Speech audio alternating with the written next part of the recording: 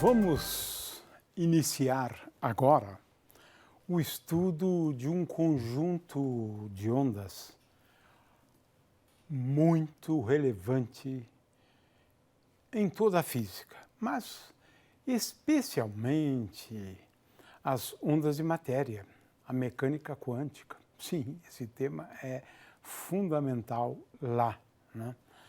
Mas ele é fundamental também no estudo dos instrumentos musicais, né? Porque quando prendemos uma corda de um violão, nós vamos gerar ondas estacionárias, né? Muito bem, então vamos ao estudo das ondas estacionárias, mas começando pelas ondas estacionárias numa corda. Aí nós queremos reforçar a questão das condições de contorno, como chamamos, né? Ou seja, quando a gente impõe restrição de algum tipo ao movimento de uma corda. Então a gente vai começar com dois tipos de restrições que a gente pode pensar e finalmente uma terceira, né? Então, num primeiro caso, né, nós estamos sempre pensando nos instrumentos, né, de cordas, né? E é claro que lembrando sempre que a gente deforma, né, introduz uma perturbação numa corda que está na horizontal, né? Isso a gente viu nas aulas anteriores. Esse pulso aqui acaba se dividindo em dois pulsos, um para a direita e para a esquerda. Isso é importante para a gente entender a questão da formação de ondas estacionárias, né? Eles se refletem e voltam, né? Então a gente vai ver isso depois.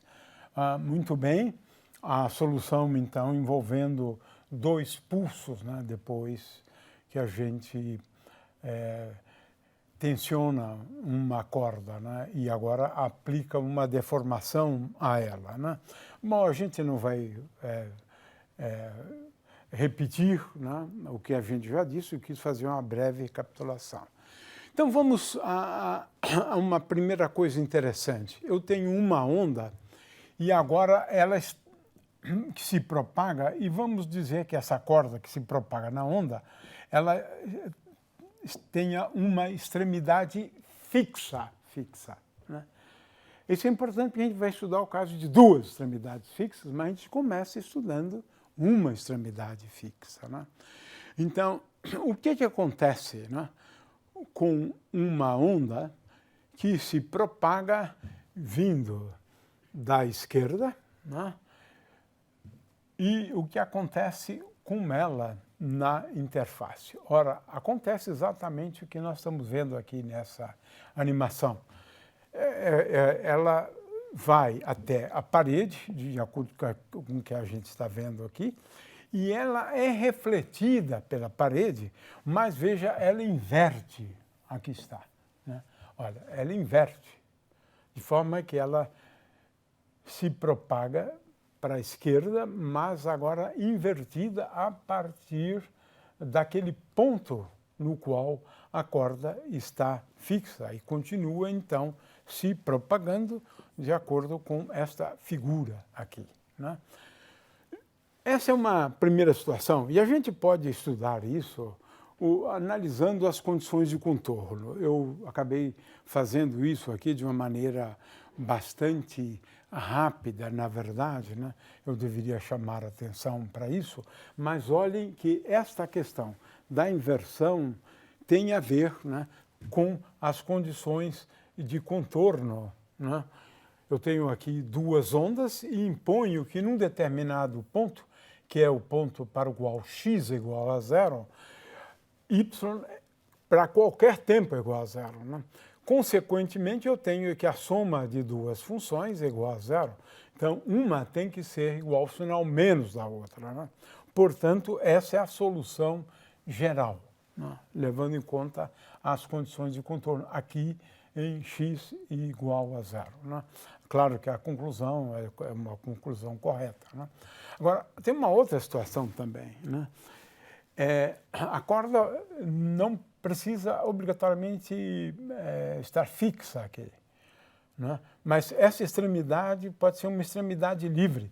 E aí vem um pulso, eu quero saber o que acontece quando ele chega neste ponto aqui, né? Então, agora a condição é esta aqui, dy dx, né? Em x igual a zero, né? Ela é igual a zero, é essa a condição, né? Ou seja, se a gente procurar uma solução a mais geral possível, a solução que a gente vai encontrar, levando em conta essa condição, é de uma onda, né, que se propaga para a direita, ela, no caso de estar preso lá à direita, né, naquele ponto, ela volta sobre si mesma, mas não é invertida, como no caso anterior com extremidade fixa. É essa a situação aqui, né, que a gente vai observar. Ela volta sobre si mesma, né, mas sem que ela sofra a inversão, né? Muito bem, isso é o caso de extremidade livre, então a onda se propaga para cá e depois volta sobre si mesma. E isso a gente deduz a partir das condições, né, que chamamos de condições de contorno, né? O fato é que, nesse caso, com extremidade livre, a onda incide, né, e depois ela volta sem que ela experimente essa inversão do pulso, né, naquele ponto lá. Muito bem. Agora, temos a questão da propagação, então, de pulsos, que a gente já analisou antes, né? Não vamos analisar isso, porque o tema agora é outro. Muito bem. Ondas estacionárias. Eu tenho duas maneiras de iniciar o assunto. O primeiro é bem simples. Eu considero duas ondas que são em tudo iguais, exceto por uma coisa. Essa se propaga para a direita e esta se propaga para a esquerda. E agora eu tenho um problema aqui de superposição, então, de duas ondas. Superposição, esta onda e esta onda. Qual é a onda resultante? Olha só, a onda resultante, ela se escreve assim. Ela se escreve assim. É uma propriedade da função seno, né? Mas o fato é que agora eu tenho uma função que depende só do tempo, com o cosseno, e uma função que depende só de x, né? Ora, qual é o resultado disso? É que essa é uma onda estacionária. Ela, na verdade, não se propaga. Ela fica restrita no movimento dela a, digamos, dois nós, né? Esses pontos aqui se movimentam para cima e para baixo, mas efetivamente não há o deslocamento de uma onda. Esses dois pontos aqui permanecem fixos, né? Conhecido como nós, né? De forma que a amplitude para cada ponto depende do ponto, né? A vezes seno de kx, né? Portanto, nós vamos daqui a pouco analisar isso aqui um pouco melhor, né? Como a gente vai encontrar, né, os nós e os antinós, ou os ventres, né? Mas vamos retomar esse assunto de um jeito um pouco diferente, mais formal, né?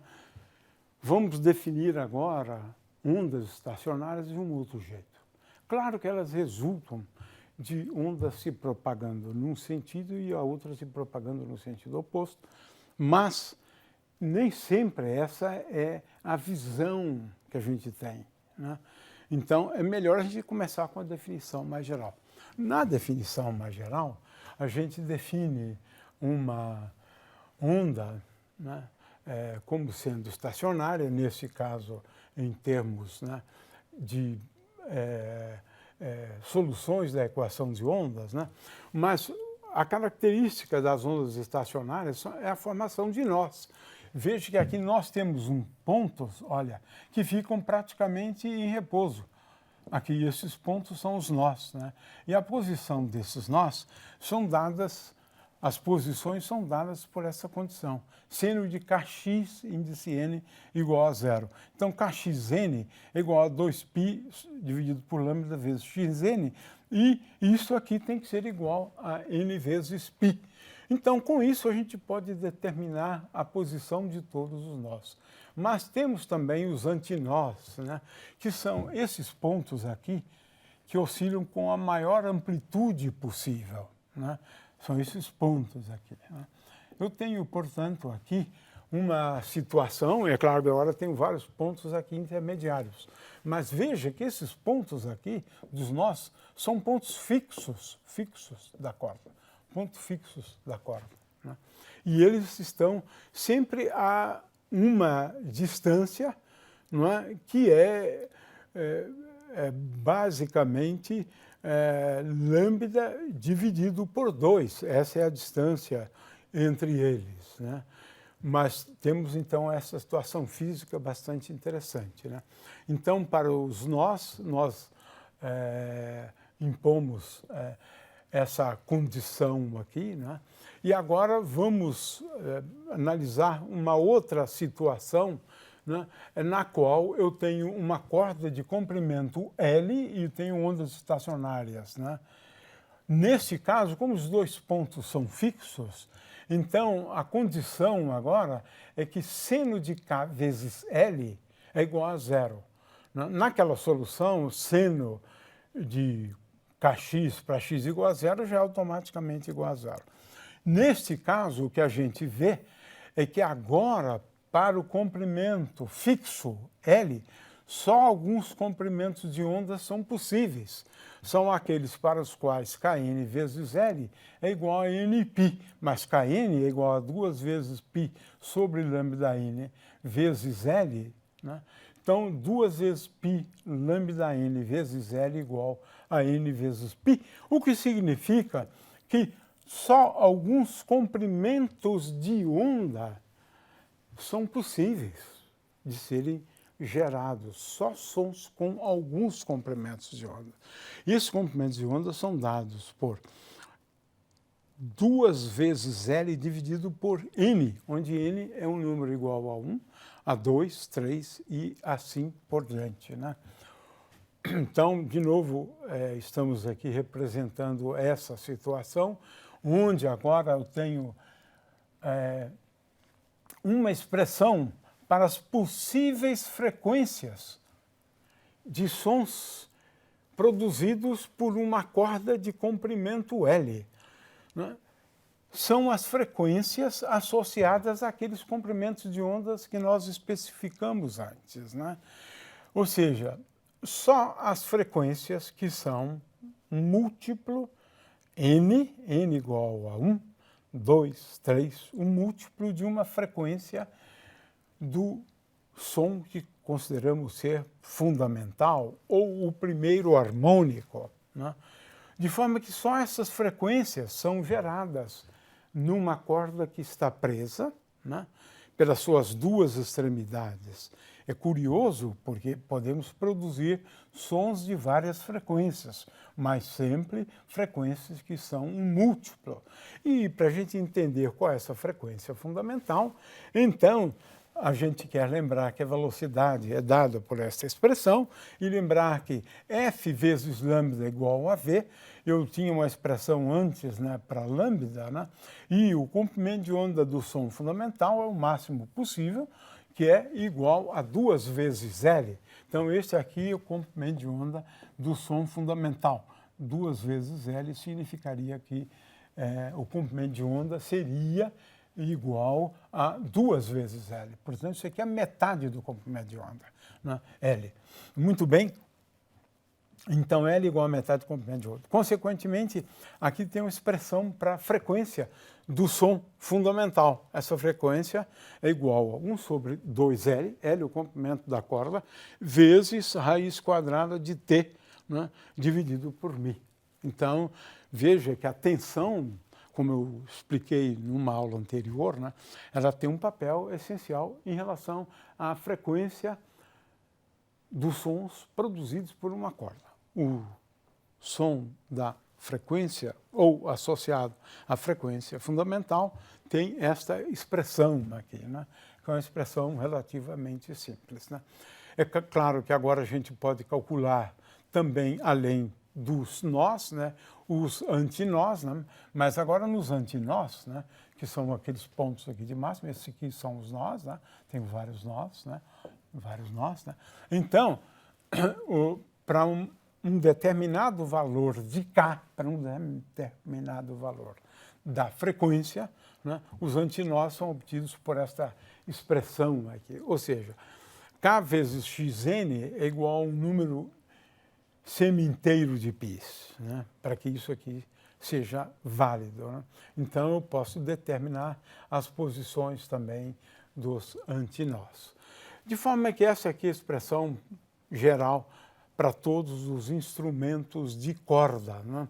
Cada corda tem um valor de μ, que é a densidade linear de carga, de massa, e, eventualmente, uma tensão diferente, né? A gente pode também ajustar a frequência ajustando a tensão. E, finalmente, o comprimento da corda. Esses são elementos importantes, né, em relação às frequências dos sons produzidos, né? Esta é a expressão e a frequência, as frequências dos sons são dadas por esta fórmula aqui, onde M é igual a 1, 2, 3, 4, 5, 6 e assim por diante. É claro que eu não abordei instrumentos de sopro, mas instrumentos de sopro, o que você tem são oscilações, na verdade, envolvendo a pressão e a densidade, a gente vai ver isso depois, né? Quando o instrumento, né, tem duas extremidades abertas, né, a gente encontra uma expressão aqui para as frequências, né? A gente vai voltar a isso aqui no estudo das ondas, né? As frequências também são dadas por um número múltiplo inteiro e agora envolvendo a velocidade dividido por 2 vezes L, né? Então, essa é a expressão para as frequências produzidas por instrumentos com duas extremidades abertas, de acordo com a figura aqui. Se eu tenho só uma extremidade aberta, eu tenho aqui a expressão para as frequências para esses instrumentos. Eu espero voltar a este tema ainda, porque ele é importante em relação ao tema som. Bom, vamos agora à definição de ondas estacionárias, de um outro jeito agora, né? Definimos ondas estacionárias, eu estou praticamente retomando o assunto, né? Claro, porque ele pode ser abordado nesses dois níveis, né? Então, eu defino uma onda estacionária como sendo uma onda para a qual eu posso escrever essa função y de x, t, como no caso de uma onda numa corda, como um produto de duas funções, uma função só de x e uma função só de t. É assim, né? Poderia ser também, como usamos antes, x de x, não importa, né? Uma função só de x, uma função só de t, e agora eu substituo, né? Na equação de ondas, né?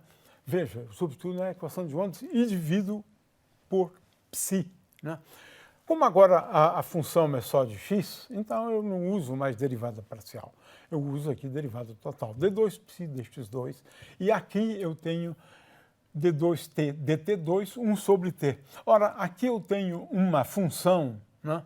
Eu tenho aqui uma função só de x, aqui eu tenho uma função só de x, e aqui uma função só de t. Mas isso só é possível se cada termo for igual a constante. E a gente escreve essa constante como sendo igual a menos k vezes a ao quadrado. Veja, isto é igual a isto, que é igual a constante. É isso. É só isso que é possível, né? Então, temos agora que determinar a solução dessa equação, mas a gente sabe as soluções dessas equações, né? Tanto dessa quanto dessa, em termos de função seno e cosseno, né? Então, não é um bicho de 7 cabeças, né? Eu posso, então, mostrar que, utilizando tão somente, veja bem, utilizando tão somente essa definição que uma onda estacionária, ela é caracterizada, né? Veja, aqui eu estou pensando no caso de uma corda, né? Ela é caracterizada por uma função só de x, sob a forma cosseno e seno, e uma função só do tempo, sob a forma cosseno e seno. Essa é a definição agora mais geral. Mas veja que aquele caso que nós estudamos antes se encaixa nesse caso aqui. Se encaixa, né? Porque naquele caso eu simplesmente faço, por exemplo, ou A igual a zero ou B igual a zero. Né? A gente pode fazer A igual a zero naquele caso. Né? O caso anterior era um caso particular desse, mas esse aqui é o caso mais geral. Né? Muito bem. E agora, essa é a solução. Né? No entanto, veja, se eu considerar, né, essas condições de contorno aqui, olha, se eu considerar essas condições de contorno, que para qualquer t, uma extremidade está fixa, eu só considerei essa condição. Se eu fixar uma das extremidades, né, só isto, fixando uma das extremidades, né, então o que vai acontecer, né, é que isto implica A igual a zero. Né? É isso que eu vejo antes. Isso vem dessa condição. Por quê? Isso é zero para x igual a zero. Isso é zero para x igual a zero. Né? Isso aqui não importa. Então, isso aqui tem que ser igual a zero. Portanto, A igual a zero. Agora, se eu, por outro lado, especificar que para x igual a L, não, aqui estou usando L minúsculo, não, mas poderia ser aquele L maiúsculo lá. Então, isso impõe esta relação, né? Ou seja, só algumas frequências são possíveis, né? Porque a frequência é relacionada com K dessa forma aqui. É isso que a gente viu antes, né? Então, veja, eu comecei com a solução mais geral, impus uma condição de contorno, em seguida agora imponho a seguinte condição de contorno, e essa condição de contorno, ela vai limitar as frequências produzidas pela corda quando ela está fixa entre os dois extremos, uma corda de comprimento L. Só para essas frequências, e nós já vimos as consequências disso, né? Então, vamos agora à análise de um outro tema que não foi feito antes, né? É por isso que eu gosto de abordar esse tema utilizando aquela solução bem geral, né? Ela é melhor do que o caso anterior, que é mais simples, né? Ora, no caso, né, de ondas geradas por uma corda de comprimento L, A igual a zero. Então, aquele B pode ser colocado aqui. Eu tenho, portanto, a solução mais geral, lembre-se agora do princípio da superposição, né? Eu tenho uma superposição de ondas harmônicas, como solução mais geral. Agora, eu não estou considerando uma só, não, né? Essa solução mais geral é seno de kx, mas só alguns valores possíveis de k. Então, eu tenho que somar esse n aqui de 1 até infinito. Não somo de zero, porque n igual a zero, o seno de zero é zero, não precisa levar em conta. Então, eu tenho, em princípio, veja só, infinitos, em princípio, né? Praticamente infinitos sons musicais. É claro que cada um deles, né, que corresponde a uma certa frequência, né, tem uma amplitude. Né? Agora, aqui eu tenho duas amplitudes a rigor, né, AN e BN. Né? Então, como é que eu determino eu posso escrever isso sob essa forma aqui, né, de uma função, né, φn de t. Né? Agora, veja, em geral, a gente analisa as condições iniciais, né? Para isso, eu agora derivo y com respeito a t, né? porque é fundamental que a gente saiba, né, a forma da onda no instante de tempo t igual a zero. Né? Veja que no instante de tempo t igual a zero, só vai importar estes ANs aqui. E no instante de tempo t igual a zero, se eu determinar a velocidade, só vai importar o segundo termo lá. Muito bem, então quais são as condições iniciais? Condições iniciais são y de x e zero, né, é dado, é uma função que nós chamávamos antes de y0 de x, né? y0 de x, pronto. Ora, agora nós temos uma série de Fourier, Se eu conhecer a forma da corda no instante de tempo t igual a zero, que é essa função y0 de x, então eu posso determinar, né, esses coeficientes aqui. São os coeficientes da série de Fourier. Coeficientes da série de Fourier, que vocês já estudaram, então isso vocês já sabem. Né? Veja que y ponto de x e zero envolve só aquele coeficiente lá, Cn. Né? De forma que, com isso, se eu impuser, né, que y ponto de x igual a zero, isso vai me levar aos BNs, na verdade isso aqui é o BN, como eu adotei da última vez, BN, isso aqui vai implicar então que BN igual a zero. Consequentemente, aqui está um uso fantástico das séries de Fourier. Né? Se eu conhecer a forma da corda no instante de tempo t igual a zero, né, eu dedilhei, e essa corda agora tem a forma de uma função.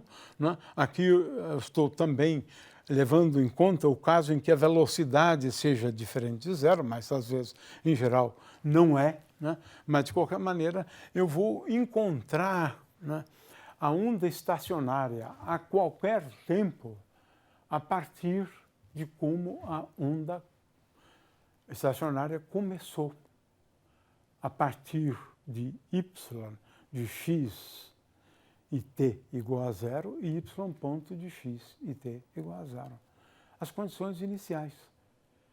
Essas condições iniciais me permitirão determinar os coeficientes AN e BN fazendo uso das séries de Fourier. E as séries de Fourier me permitem determinar cada um desses coeficientes, né, em termos de integrais da função vezes, né, seno de knx ou cosseno de knx, como vocês sabem muito bem. De forma que o uso das séries de Fourier é importante para entender, né, os sons mais gerais possíveis, ou as ondas, né, sonoras mais geradas possíveis, produzidas por um instrumento de corda.